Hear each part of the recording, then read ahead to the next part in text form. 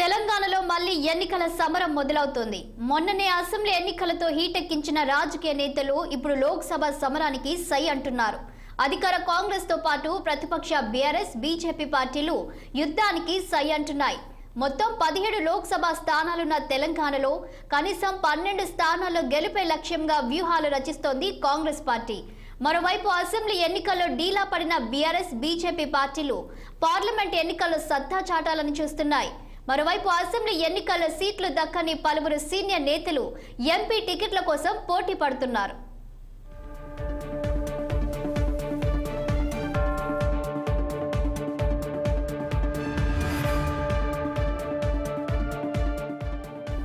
పదిహేడు లోక్సభ స్థానాల్లో ముఖ్యంగా మల్కాజ్గిరి సీటుపైనే కాంగ్రెస్, బీఆర్ఎస్, బీజేపీ ఎక్కువ ఫోకస్ పెట్టాయి. దేశంలోనే అతిపెద్ద పార్లమెంటు నియోజకవర్గం మల్కాజ్గిరి. పార్లమెంటు ఎన్నికల్లో మల్కాజ్గిరి లోక్సభ సీటు కోసం హేమాహేమీలు తలపడుతున్నారు.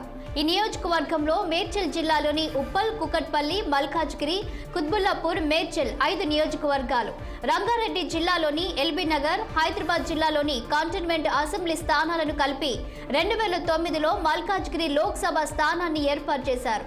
30 లక్షలకు పైగా ఓట్లున్న అతిపెద్ద లోక్సభ స్థానంలో సుమారు 4,000కు పైగా బూతులు ఉన్నాయి.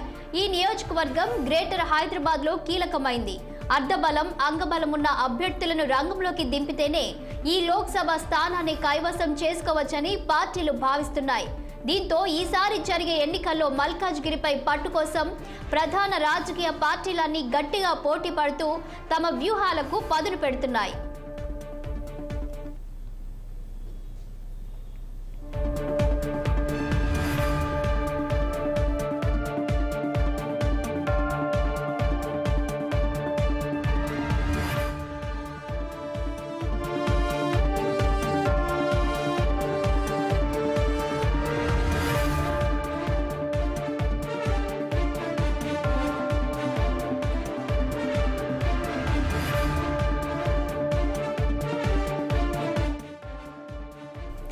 సీఎం రేవంత్ గత ఎన్నికల్లో ఇక్కడి నుంచి ఎంపీగా గెలవడంతో ఈసారి కాంగ్రెస్ తరపున ఎవరు బరిలో నిలవబోతున్నారని ఆసక్తి కనిపిస్తుంది.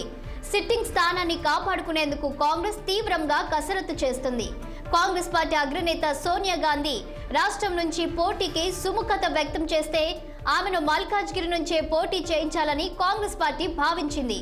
ఒకవేళ సోనియా కాదంటే మరో బలమైన నాయకుడిని ఎంపిక చేయాలని చూస్తుంది.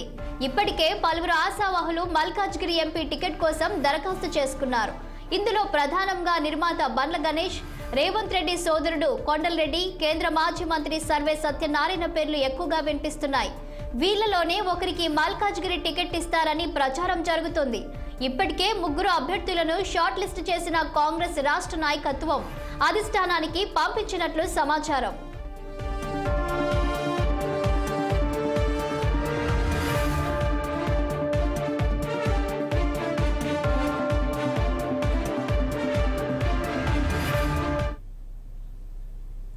అటు తెలంగాణలో పార్టీని పటిష్టం చేసేందుకు బీజేపీ మల్కాజ్గిరి స్థానాన్ని సీరియస్ గానే తీసుకుంది. ఇక్కడి నుంచి ప్రధానమంత్రి నరేంద్ర మోదీని పోటీ చేయించాలని రాష్ట్ర నేతలు పావులు కదుపుతున్నట్లు సమాచారం. నరేంద్ర మోదీని పోటీ చేయించినట్లయితే రాష్ట్రంలో అత్యధిక సీట్లు గెలవచ్చని తెలంగాణ బీజేపీ భావిస్తున్నట్లు తెలుస్తోంది. ఒకవేళ నరేంద్ర మోదీ సుముఖంగా లేని ఎడల జాతీయ నేత మురళీధర్ రావు, మాజీ మంత్రి ఈటెల రాజేందర్లు మల్కాజ్గిరి నుంచి బరిలో నిలిచేందుకు ఆసక్తి కనబరుస్తున్నారు. ఇప్పటికే మల్కాజ్గిరి టికెట్ కోసం ఈటెల రాజేందర్, చాడా సురేష్ రెడ్డి, కూన శ్రీశైలం గౌడ్ జాతీయ నేతలను కలిసి పోటీ చేసే అవకాశం కల్పించాలని విజ్ఞప్తి చేసినట్లు సమాచారం.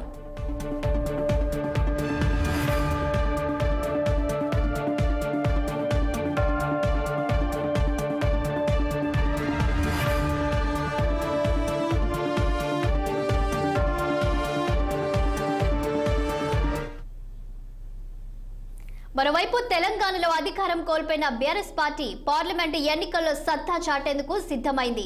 ఇటీవల జరిగిన అసెంబ్లీ ఎన్నికల్లో ఈ లోక్సభ పరిధిలోని 7 అసెంబ్లీ సెగ్మెంట్లలో 7ంటిని బీఆర్ఎస్ పార్టీయే గెలుచుకుంది.